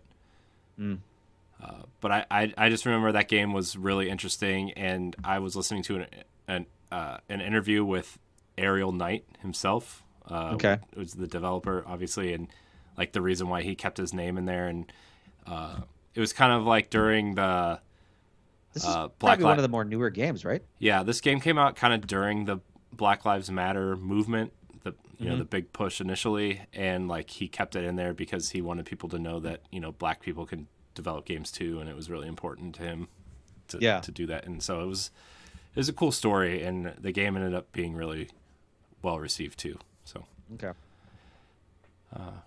yeah. So there's your games with gold for February. Remember to add them to your library. You don't have to play them now, but in case you want to go back to them, they'll be there forever. Yeah, because it's not like they don't go away. That's for sure. Yeah. All right, time for our segment, Pass It On. What's coming to Game Pass this week, Stoy? Only one game, at least as far as we know. Yeah, don't worry. By the time this publishes, there'll be like 17 more games. Yeah, of course. They're just shadow dropping, and they're all going to be big names too. But Dreamscaper is the one that's coming out on February 3rd. So yeah, but actually, yeah, it'll come out probably the day after this post. But this is a roguelike, melee-driven combat style, not combat, but like roguelike isometric third-person action game where you're actually going into your dreams and fighting your demons and exploring like this dark city that's kind of in your mind. So it's kind of an interesting premise, but yeah, I'm not into roguelike games, so this is a hard pass for me. Yeah, it's probably going to be a pass for me too. Not going to lie to you. Yeah. I mean, there's the only other things that are really confirmed this month are like, a game called Besiege Console, which is like a physics-based building game, that Edge of Eternity, that's like a kind of like an old school JRPG, and then Total War, Warhammer, and Shredders, bro. Shredders. Yeah, Shredders is going to be awesome. Did you know that it's developed by a bunch of people who did Amped? I believe it. Yeah, they developed all 3 Amped games. Gosh, Amped was cool. It was like SSX competitor, pretty much. Yeah. Man. By the way, we need a new SSX. Where's the new SSX at? We're getting Skate 4. We could get SSX. Isn't EA making that one too? Aren't they? SSX? SSX, aren't they? I don't know. I thought they were, because I know obviously they announced that they were making Skate 4, but yeah, I wonder if EA will have a renaissance of these. NBA Street. We get some FIFA Street in there. Yep. Gosh. EA big. Yeah. Well, they incorporated FIFA Street into the FIFA games. Oh, did they? And it's some of the cringiest storylines you've ever played. It's so stupid. Oh God. Of course, it's so because they would actually bring in players, like the actual real players, and like have them do voiceovers. Wow. And then it's like one of those things. It was like the awkward, like, your avatars like with your team, and all of a sudden, like, Cristiano Ronaldo walks in and he's like in bad English, "Hey, I saw you played pretty good. You do a good job." And then your player's like, "Oh my God, you're Cristiano Ronaldo." It's like, oh God. Is that what he sounds like? I don't know, but I'm pretty sure that's what he sounds like. If he's tried to speak English. I mean, I believe you. Yeah, have you seen that Theragun? That Theragun commercial? He's like, at my age, I need to be healthy, so this is the best way. Oh no, never seen that. I don't know. It's okay. And he's like massaging himself. That's what that motion was doing. That's driving all the ladies wild with his half naked ass like on the bed, just like massaging his muscles. Okay. Okay. You dreaming, bro? No. Dreaming? No. Okay, sure, whatever. Sure. Maybe. I don't know. I don't know if this was newsworthy, but they're releasing there's another soccer game being released. Is it the Konami e-soccer or e-football? The free-to-play one? No, it's not that one. It's God, what was it called? Was it EFL? No, it wasn't that. But it was like I looked it up today, but because it's supposed to be a free-to-play game. Oh, really? And yeah, it's it's like a free-to-play game, but it's got like 5,000 licensed players, and it kind of delves into you literally making your own dream team. It's called UFL. Oh. And they released a trailer for it where they said coming out when it's done, 2022. Wow. And it's basically like, you're just basically like kind of buying, you're earning credits in the game, you're buying players, you're creating your dream team, so to speak, and then obviously you're going online to compete. So I mean, I know you're not interested in this, and I am not interested in this at all. I mean, I'm sort of interested. I'm not like interested in playing it, but it's an interesting story. We need, I mean, sports games need competition. I think it kind of makes it drives innovation, because that's why, games like FIFA or NBA or Madden, like they're the same year after year because there's no competition. There's nothing like driving them to innovate. Madden is like the worst, and it's coming. 22 is coming to. Oh, that's the big thing that I forgot to talk about. Well, they're not coming this week. They're coming at the end of the month. But all of the 2022 EA Sports games are coming to Game Pass at the end of February. Oh, very cool. After like the Super Bowl's over and everything, like I'll be checking out Madden 22, and I'll give you an update on how much of the same it is, because I played. So I always play the free trial because if you have Game Pass Ultimate or EA Play, you get the 10-hour trial or whatever. So I always play, and I play online. And by the time that 10th hour rolls around, I usually have my fill of how bad the game is. So it's crazy because like playing online is way worse. Like the lag, it's pretty much like a turn-based RPG at that point. You just gotta guess. Gotta guess on where players are going. Like, and I have fiber internet. I'm plugged in, and it just. But then you go over to like franchise mode or exhibition or whatever, and it's like it plays probably like it's supposed to, and it's like, gosh, like why can't it play like this online? Yeah. Like I said, I mean, you need competition. You need competition to push it. You really do. To push you to do better, to push you to innovate, to push you to incorporate new things, to kind of entice players, to convince them yours is the superior product. Yeah. I mean, that's why Madden dominated, because they had NBA, they had ESPN, and they had 2K, like really kind of pushing them to become the better one. Yeah, so. and the year that 2K was considered better was 2K5, and that was the last. Yeah. And then EA said, "Okay, all right. Instead of competing, we're going to buy the competition." Yeah, I'm actually a firm believer that Madden was still better that year.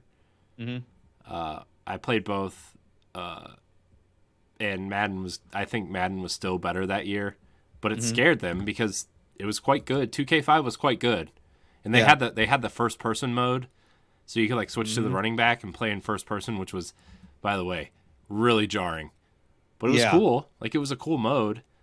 But they definitely had competition, and they were rolling up fast. And I actually liked how at least on defense, where you could actually choose, like, okay, instead of just picking one play, you could be like, oh, well, I want the defensive lineman to slant left, and I want the DBs to cover, zone cover, and then I want the linebackers. You could choose by position on like what you wanted them to do instead of just like a play. And I thought it was really cool. I thought it was really awesome. Oh, very cool. Yeah. Also, they kind of did that a little bit on the offensive side of the ball too, but there's kind of less, kind of, because like it's so determined on, like, offense is so determined on what the other players are doing. But that's kind of what I wish FIFA would do, because there's so many. I mean, from my perspective, I've coached soccer for like 15 years at this point, and there's so many different like kind of like tactics that you teach, but they're not necessarily like predetermined plays like in basketball or in football or something like that. But there's certain like defensive tactics that like where you press the defense, or obviously there's like modes where you can kind of like have a high defensive line, or you could have a kind of like a far back defensive line, like if you want to park the bus, so to speak. You can do that, but those are like very basic. Like I'm talking like more specifics. Like I want my outside backs to be further up the field, or like I want my center midfielder to be more like a false nine position. So there's so many other different things that I wish like you could kind of change, like before a game. Right. To I don't know, whatever. So yeah. Good times. Sports games. Sports games. I really like playing FIFA, by the way. I don't really pay attention to soccer, but I really like FIFA. Kind of like golf. I like golf games, but I don't care about golf. You know. All right, Stoy, let's get into our topic of the show. It's a big one. I had a different topic, but we'll do that next week. But this kind of coincides with the Halo show release. Whoa, that was weird. I was just choking. came out of nowhere. Yeah, power of editing. At an hour and 20 minutes recording. We're gonna cut that out. All right, cool. Probably not. So on top of the Halo show, there's a big rumor that The Rock is going to star in some sort of Gears of War adaptation. And the topic this week is Xbox going to try to go full force into movies and TV again, like they were trying to do at the launch of the Xbox One generation? Are they going to go about it differently than how Sony's going about it? And do we really need Xbox games to be turned into TV or movies, and which one would work better?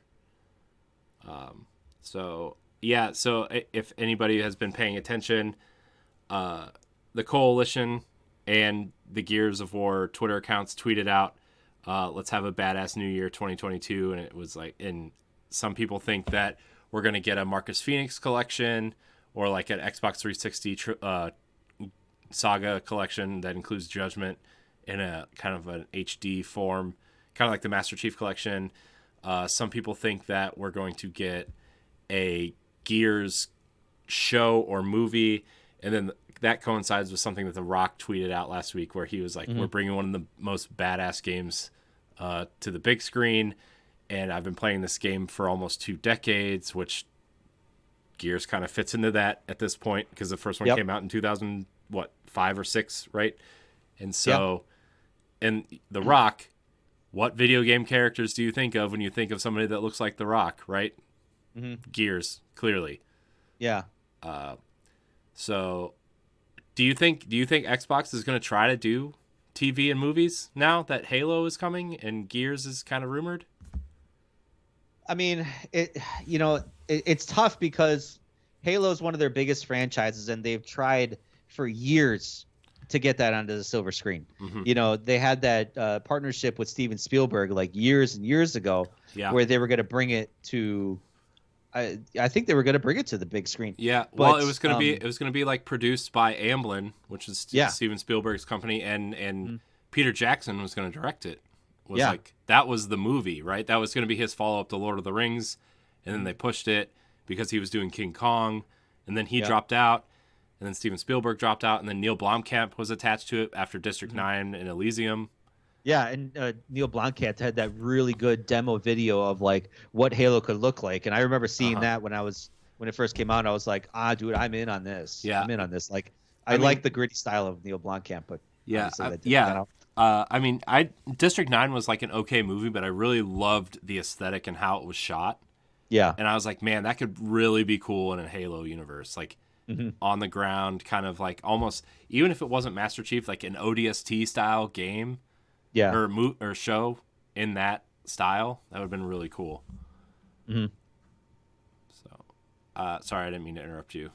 No, that's fine. I know it's all kind of part of the conversation, but I mean, it's kind of tough because, if Halo doesn't succeed, I really think Microsoft is really putting all their chips in this basket.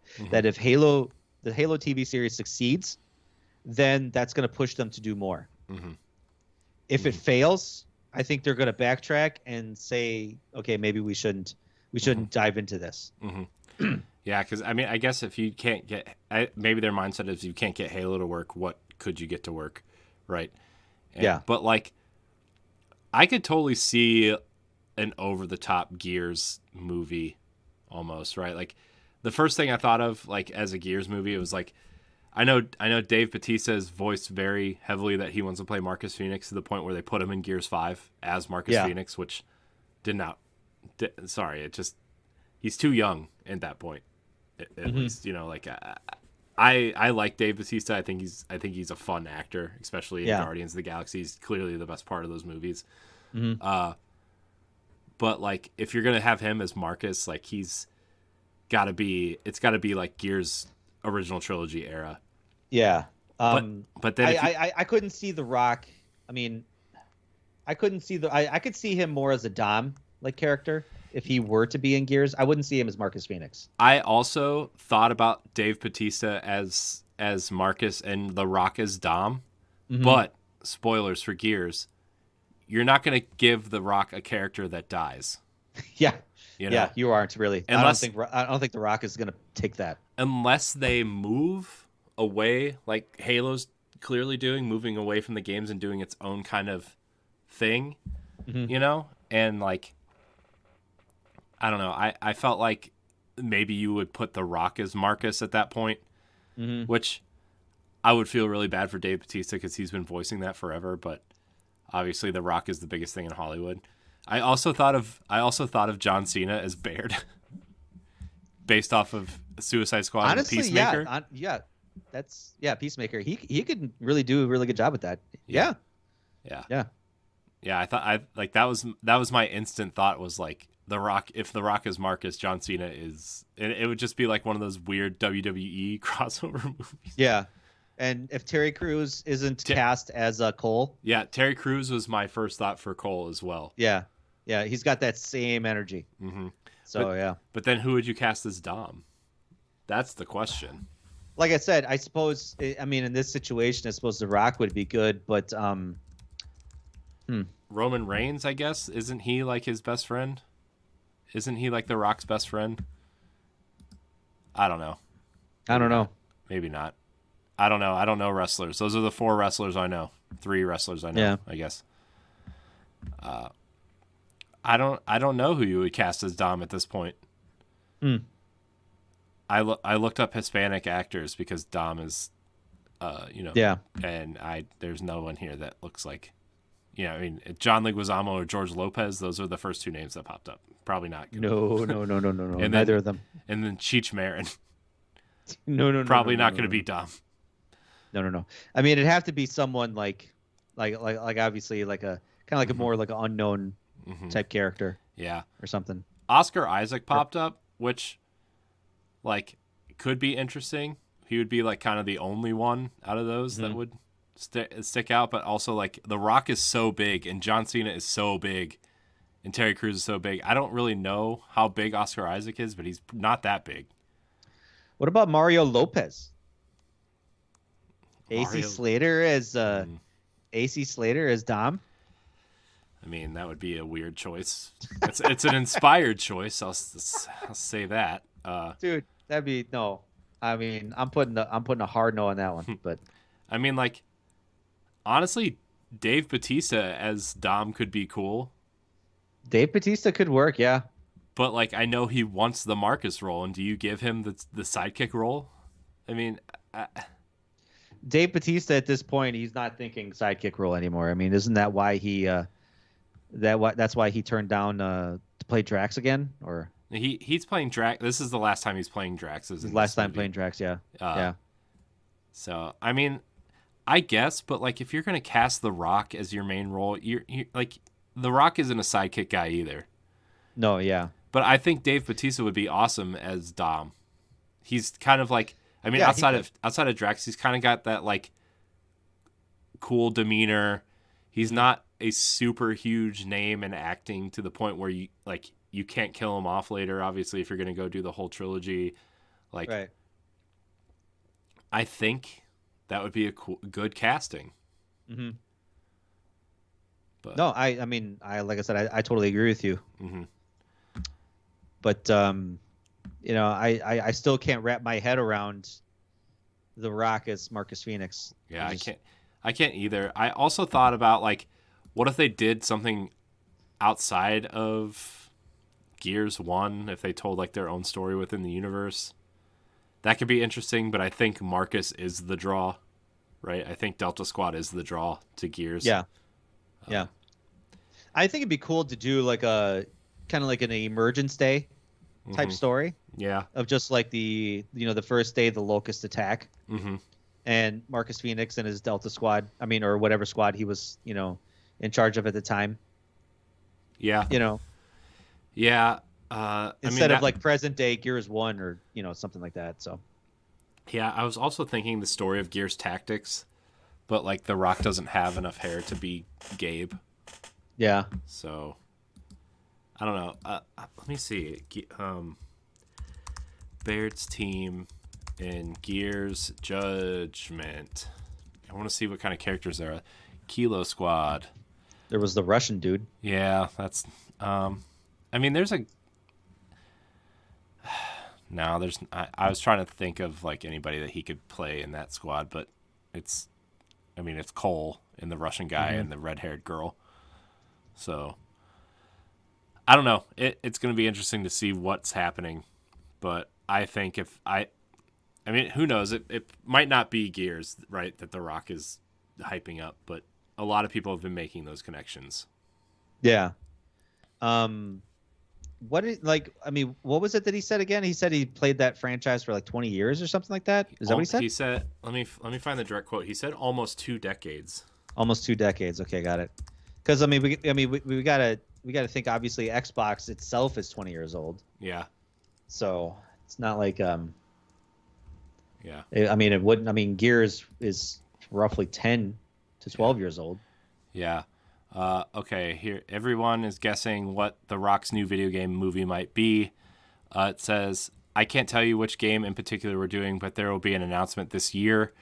We're going to bring one of the biggest, most badass games to the screen, and one I've played for almost 2 decades. I'm really excited to bring it to the fans around the world. Of course, we're going to do it right by our gamer friends, but really, we're just going to make a great movie. Yeah, that's it. That's the hardest part about video game movies is the rabid fan base that are so protective. Yeah. I mean, and we've already talked about this with the whole like Halo fan base. They're so protective of their franchises. And if there's any sort of deviation from the formula that the video games set, then it's like, no, that can't happen that way. Yeah. There's some pretty good memes here, though, underneath this. Rockman, it's basically like it's him photoshopped in a Mega Man costume.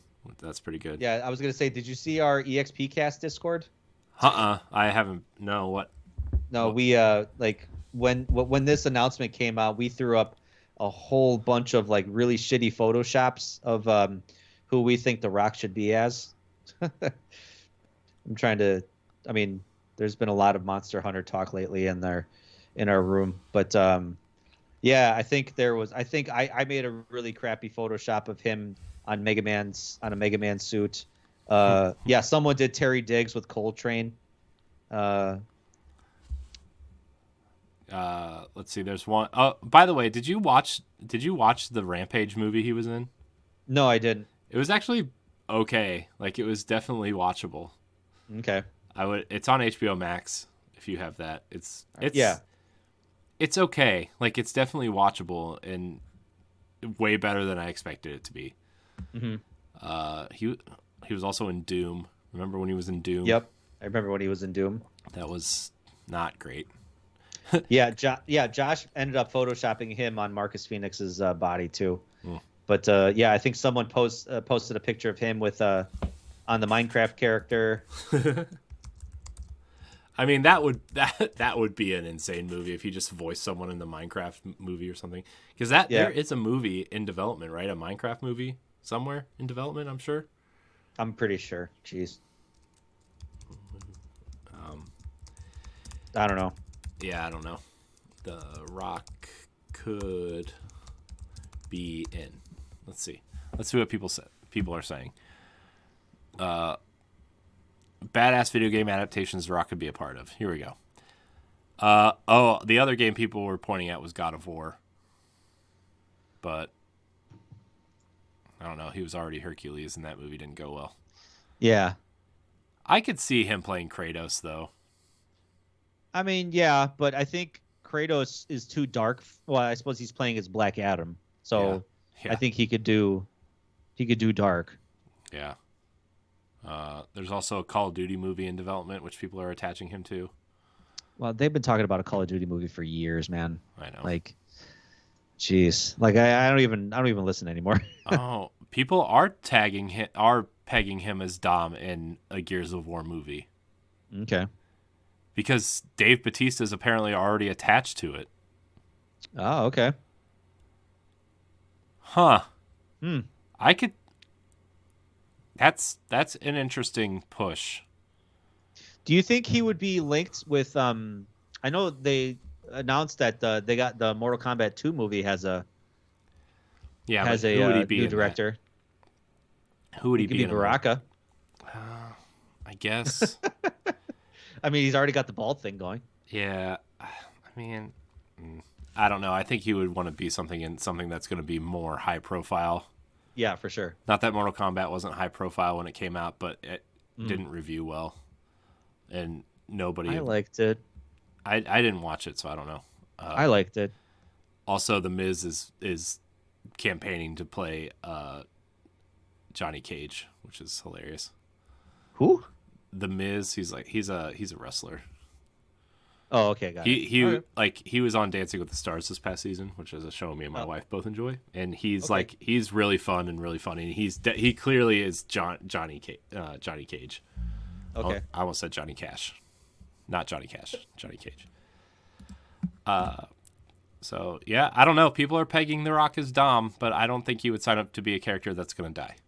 That's my only thing. That's my only thing. But I guess we'll find out. Yeah, I mean, I'm really trying to think. I'm like kind of searching through like 20-year-old video game franchises and trying to kind of think to myself like, what it could be, and my brain went to like, he could be in Metal Gear. There could be a Metal Gear Solid game coming out, or movie. I mean, he could be. I mean, there could be another readaptation of Street Fighter movies. Mm-hmm. Who could he be in that? He could be M. Bison. He could be M. Bison. Yeah, he could be. Who's the boxer? Balrog. Balrog. Yeah, he could be Balrog. Yeah, he could be Balrog. Yeah. Yeah. Actually, I think he could probably nail that a lot better. Yeah. Yeah. Killer Instinct's about that, so you could do. They could even do that too. Yeah. So many different paths here, but I think obviously the more obvious route is probably the Gears of War. Mm-hmm. Yeah. So I'm looking at recent video game movies in development, live action. So Uncharted, which is coming out soon, right? Yep. Which I'm actually excited to watch that too. Yeah, I am too. Sonic the Hedgehog 2. He could be in Borderlands because him and Kevin Hart are buddy. But they already announced that, though. Yeah, they already announced that. So, they already announced who was going to be in it. And I know who was the big guy in the first one. What was his name? Roland, which is Roland. Kevin, he was. That's who Kevin Hart's playing, though. So that's weird. I mean, he could play the Berserker, I guess. What's his name? I forget. That's what I was talking about. The big bald guy. Berserker. Oh, yeah. Okay. Yeah. Yeah. So there, Gears of War is tied to Universal. Okay. And yeah, it's tied to Universal. It hasn't been announced, but the script is apparently tied there, and they're looking for people to. I guess I don't know. I didn't know that. I know The Rock is tied. I know $7 Productions is really heavy into some Universal pictures too. That's making sense. Just Cause is also a movie in development, which I could see him blowing shit up. Yeah. Just Dance. But I don't think he would sign on for that kind of small of a franchise, though. What, Just Cause? Just Cause. Yeah. Just Dance, I don't see him in that. I don't see him in Ghost of Tsushima, Minecraft, Mega Man, Metal Gear Solid is in there, Portal, Untitled Rabbids film, Tomb Raider. Is there someone in Tomb Raider he could be, like like a villain or like a? I mean that the Tomb Raider. There's not really any other identifiable characters in the Tomb Raider series of video games besides Lara Croft. No, who is her sidekick guy in the video game? Oh yeah, in the reboots. Yeah, Jonas. Yeah, Jonas. That was it. Yeah, Jonas. Yeah. Yeah, he could. You're right. He could be Jonah. He ain't gonna be a sidekick. It's fair. I mean, he could be, I suppose. Yeah. And then Space Invaders, Saints Row, and Yakuza are all the confirmed movies in development. Saints Row, huh? Still. Yeah. There's also animated movies that are in development. Mm-hmm. There's another Angry Birds movie in development, apparently. Okay. I don't know if he would do that. I mean, he's done animated movies before, but I don't think he would be in that. Right. Yeah. Yeah. There's also a bunch of Pokemon movies in development. So, I don't know. I guess we can move on. I feel like we've been talking about this a little bit longer, but what other Xbox franchises could you see making it to TV or movies? I think Perfect Dark would be a good franchise. Mm-hmm. Yeah, I'm really kind of itching for some kind of like super spy type series. Yeah, and especially that would especially be really good with a with like a female lead actress. That would be great. That would be awesome. Yeah, I would love a Perfect Dark. It would be almost like a James Bondish type movie, but like cooler with the gadgets and stuff. I guess. Yeah, it'd be futuristic. Yeah, yeah, yeah. Who would play Joanna Dark? That's a good pick. That is a good pick. And is she not American? Is she American? She's British. She's British. Yeah. I mean, I was gonna look up British actresses, but I guess you could be American and have like act a British accent. But yeah, I was gonna say because like it goes both ways. You got British actresses that are like doing American accents. It's easy, and then you got the vice versa thing. Mm-hmm. So. Well, let's see. You got Keira Knightley. You have Emily Blunt. You have Emma Watson. Rachel Weisz. I guess those. Honestly, I could. As weird as this for me to say, I could see Emma Watson doing that. I mean, she's it would be a different kind of role for her. Right? Yeah, for sure. Yeah, but I mean, if she wants to, show range. Yeah. And be an action star. Yeah. Amelia Clark. I'm trying to look at people who I would feel like are young enough for that. Gemma Arterton could be like those are the ones that pop up that would be young enough to do that role, I think. Mm-hmm. So. What one would you think? Did you have an idea of a franchise? What franchise? Yeah. Well, I was kind of thinking like Dishonored could probably be cool. I was thinking like maybe Dishonored would go almost like a weird kind of Resident Evil or Underworld style thing where you have that weird kind of gradient over the entire movie. Yeah, actually, Underworld would be a really good parallel to that because that had a really gritty. Yeah. Hey, you know what? Now that we mentioned Underworld, Kate Beckinsale. Yeah. Would be a good Joanna Dark. Yeah, she was on that list too. Yeah. Now that I think about it. Yeah. Yeah. No, I'm just looking at actresses that like maybe could see Emma Roberts. I'm looking at American actresses now. Okay. Sophie Turner. I feel like Sophie Turner could do an okay job. That'd be cool. Mm-hmm. I don't know. It's Charlize Theron would be like my first choice. Well, yeah, because she kicks ass. Yeah. Plus, she already did Atomic Blonde, which was good. She always is badass. Mad Max. She was in the new Mad Max movie. Mm-hmm. Yeah, I don't know. She was in back in the day Aeon Flux. Yeah. She did that. Yeah. She can do a lot. Mm-hmm. She was in that movie on Netflix, Old Guard. Did you watch that? I have not. It's like a bunch of like supernatural like protectors of the world, and they just kind of go in and kind of like, I don't know, they kind of come back to life when they die. It's interesting premise. It's interesting. Okay. Gosh, Xbox owns so many franchises now that I gotta like look them up. Yeah, no kidding. Owned franchises. I could almost see Fable as almost like a parody of Lord of the Rings at some point, too. I thought about that too. Fable would be, yeah. That Fable would be good. It's just, you have to have a franchise that's kind of like identifiable with an audience, and I think Fable. It's been too long since we've had a meaningful Fable. Yeah. Game. Yeah. So. I think. Shoot. Oh well. Okay. I guess I forgot about this, but there's a Fallout show coming to Amazon. It's actively in development. What?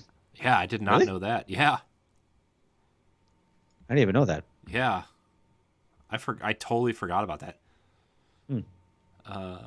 Let's see. Outer Worlds could be interesting. That could be fun. Yeah. I mean, it could be like almost like a Star Wars-y kind of the way they're doing the Mandalorian and Boba Fett. Mm-hmm. That'd be cool. Hey, Battletoads. Battletoads. Could you imagine a live-action Battletoads movie? Bro, like, The Rock already has to build for it. Yeah, it's true. So. Or... And I did you play the more recent Battletoads? Yeah.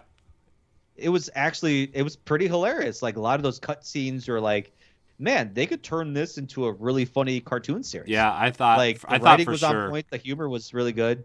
Yeah, I thought for sure it was going to be like a Cartoon Network like style cartoon at some point, or Nickelodeon, like late night Nickelodeon style thing. Kind of like I almost like it as like an Adult Swim kind of thing. So I thought like, oh, that'd be an interesting if they actually took it to be like a main franchise. But well, what if The Rock not reprises his role, but does another Doom movie? Was that a Netflix exclusive? They did another Doom movie that was a Netflix exclusive that was pretty bad. It was worse than B movie. Yeah, I heard it was pretty bad. Yeah. I can't believe I sat through it. You know what movie I would really like to see, honestly, though? Would be a Wolfenstein movie. Or like a show kind of like Man in the High Castle. Yeah. But like in a Wolfenstein universe almost. I wondered that if that could do the whole like alternate history with the Nazis winning World War II, kind of like the what the Wolfenstein timeline did, where like an alternate history where like, the Nazis became like super powered. Yeah. That'd be kind of cool. Yeah. Yeah, I think that would be really cool. Yeah. I almost think like, man, that would be so cool. But like, I feel like The Rock couldn't really be BJ Blazkowicz. No. I just not that like you can't have someone who's not white play BJ, but like I feel like that's so intrinsically tied to BJ and the time period of the game, right? That like you almost have to have a white person saving people who aren't white, or especially since they made it known that obviously he has a Polish upbringing, so that has to be tied into the character. Yeah, but does it at this point? Because we've seen so many things take liberties. Like, know what I mean? Well, then don't call him BJ Blazkowicz. Then you call him something else. Yeah. You could have a Wolfenstein movie, and maybe I'll get crucified for this or whatever. That was poor choice of words, but I may get blasted for this. But you can have a Wolfenstein main protagonist not be BJ Blazkowicz. Yeah. You could. Yeah. So if The Rock played as that role, he could be a completely different character. Yeah, it's true.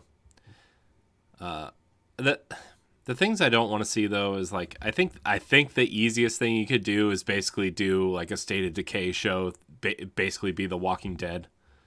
Oh no! No, I want that. I don't want that. But I feel like that would be I'm with like you on that. That would be like the the easy one. Oh, Walking Dead's popular. Let's put State of Decay as a zombie show and see what happens. Yeah. Hey, like Walking Dead's ending, so let's replace it with something else called like Walking Dead. Right. Or like Elder Scrolls basically be a Lord of the Rings style show. I think that would be an easy one to get your foot in the door with, especially if you have Elder Scrolls 6 coming out in a couple years, right? Like that would be a one you could develop. Man, I don't know. I'm looking at like these shows or these games that have come out recently, like, and I can't think of anything that would be like, oh man, I that would be a really cool thing if they tried to do this, you know? Like Hellblade is one that I'm looking at as like, that would be a really trippy thing, but I feel like it wouldn't work as a movie. No. You know? No, because the main draw of it is that you're experiencing it. And you can't experience it as a movie compared to a video game, and that's why a lot of times the video game medium is a better storytelling device than movies can be. Which is where I think like I feel like TV shows would work better for games. Like I think we've already proven that at this point, right? With the surprise kind of success of Castlevania, and what was the other video game thing that recently came out? That was I know Devil May Cry is being produced by the same team. The Dota anime series was really good. Yeah, a lot of people love that. So like, and I'm not even a Dota fan. Yeah, I feel like TV, like, just because like you're so invested in games for such a long time that how are you going to cram a game into 2 hours, right? Yeah, and yeah, there's certain things like I think Uncharted is going to be an okay movie, right? Just because it's got all the pieces to make a movie. Just make a dumb Indiana Jones movie and there you go. But like something like how would you turn Fallout into a movie, right? Like it's going to work better as a TV show. Yeah, it really is. I mean, that's the problem because like you take a video game movie, like say for example Resident Evil. They packed the first game and the second game into one movie. Right. And there is so much lore associated with each game that they rushed the story. Yeah. And to me, as a fan of both the original games, I was able to follow along, but I couldn't imagine being someone that had no idea about this universe. Right. Like, man, I was just getting this huge information dump, like dumped on me over these last couple minutes. Yeah. And now I'm supposed to keep up with the rest of the events. Right. And like at that point with Resident Evil, they should have made the first movie its own movie, and then if they were going to combine movies, they should have done 2 and 3, right? That's the honestly that's how they should have done it. Yeah, you know, I'll totally agree with you on that. Yeah, I mean, I enjoyed the ride, but it's like they rushed it. Yeah, they really rushed it.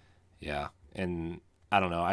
After that second movie, I feel like that those movies just made a turn for like we're just going to do our own thing, and if someone shows up from the games, then someone's going to show up, right? But yeah. Well, I was talking about the more recent one, Welcome to Raccoon City. Oh, the more recent one. Yeah, the more recent one. Okay. Yeah, no, the first. Yeah, I mean, the original Paul W.S. Anderson ones, they went on their own track right from the start. Yeah. And honestly, the second movie that he did, I don't think he even directed it. He brought in a different director, but that was actually more true to the video games than any of those other movies that he directed or produced. Yeah. I kind of want to watch those movies again just because they're dumb. But I don't want to watch the Netflix one because you said it was bad. You said it was really bad, or the more recent one. I didn't think it was bad. I just think it was I mean, I don't know how to exactly explain it. I mean, I tried to explain it on my podcast like multiple times where like Josh doesn't understand why the hell I like it, and I'm like, I don't know. Like, I don't know why I like it, but like I like it as a Resident Evil fan, but I do admit that they have some faults with the storytelling and the pacing of it. Mm-hmm. And what they did to my boy Leon, like, you know, but yeah, I don't know, man. I guess I just don't really care that much I don't really care that much if movies are like 5 stars or 0 stars. Like I just want a fun ride, but also like I don't really need games to be movies either. No, I don't either. Yeah. As I sit here being really excited for the Halo show, but I mean that Assassin's Creed movie was like, why did we need that? And see, and that's the thing, we don't. Yeah. We really don't. Like, I mean, would you have been fine if there were no Halo TV series? I mean, yeah, I would be totally fine if there was no Halo. Yeah, TV I'd be show. totally fine with it too. Like, I would still enjoy the Halo franchise just as much as yeah, if we had a TV series. Or like Tomb Raider or Uncharted, and it's like I feel like those have the highest rate to be successful because they're based on things we already know, like Indiana Jones and stuff, and you could just staple that whole outline onto this movie and be like, oh, okay, yeah, I understand what this is trying to do. And I mean, those games were pretty cinematic anyways, but it's still like those games were still like 12 to 15 hours long. Yeah. How are you going to condense that into 120 minutes? Like, I just don't know. And I know they're doing their own thing, and that's what I think I appreciate most about Uncharted and Halo. What they're doing now is like they're kind of doing their own thing, and they're not sticking to the script of the games. And I think that's where they're going to have the most success also, is like if you are not limited by what the games have already done, and you can kind of tell your own story and make your own canon within, like, okay, yeah, Master Chief looks great. There's things I recognize. Let's just tell a fun story that resembles Halo, whatever, right? Like, that's fun. I really enjoyed the trailer. I really enjoyed the Uncharted trailer too. Like, I know when that's been through development hell too, but like when they released that first trailer, I was like, man, I've been making fun of this for so long, but it actually looks so fun. Like I'm into it, and like The Last of Us on HBO and the Twisted Metal show that's coming, like if those do their own things outside of the canon of the game, which I think it looks like The Last of Us is going to be like the most straightforward.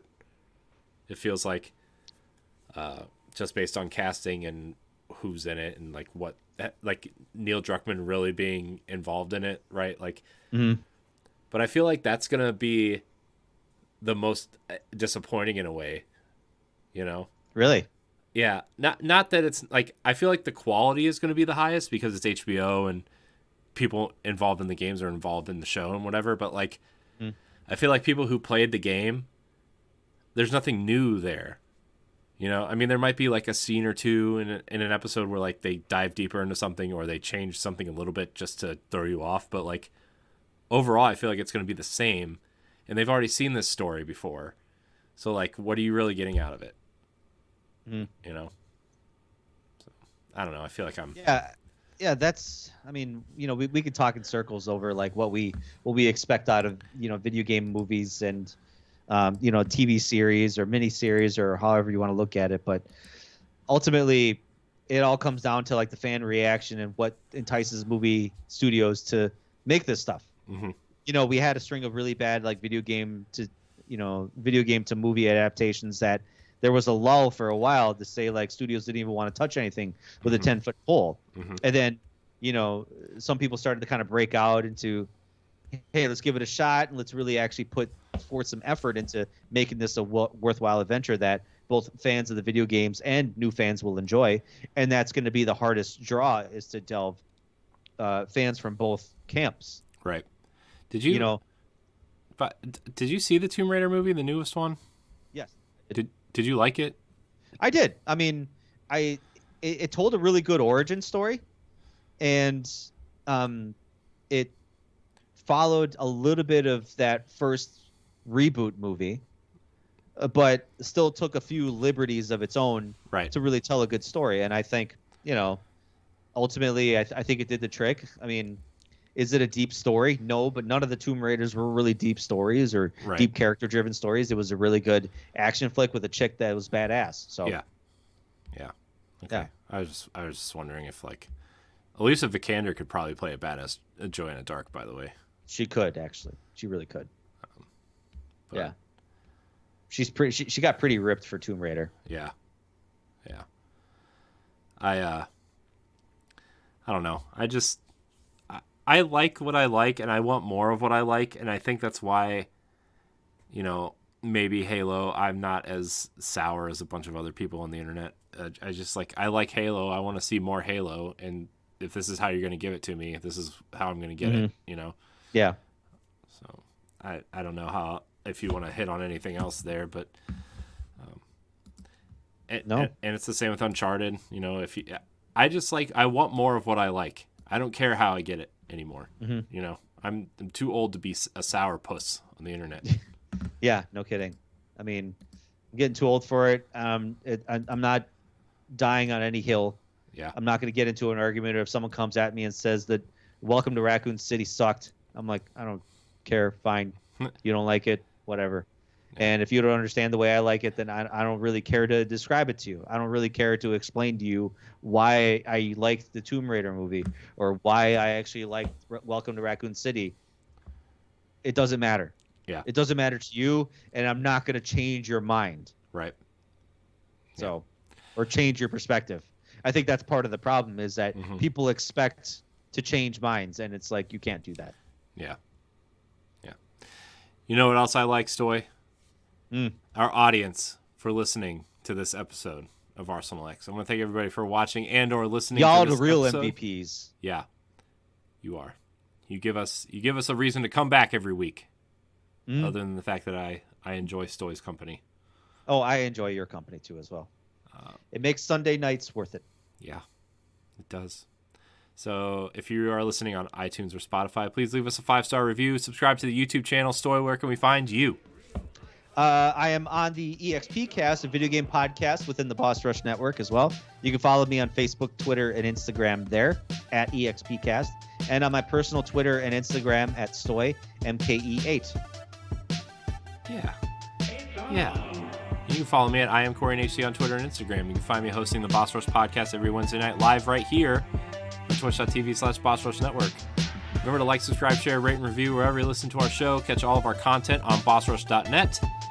And until next week, we love you. Goodbye, everybody. Peace.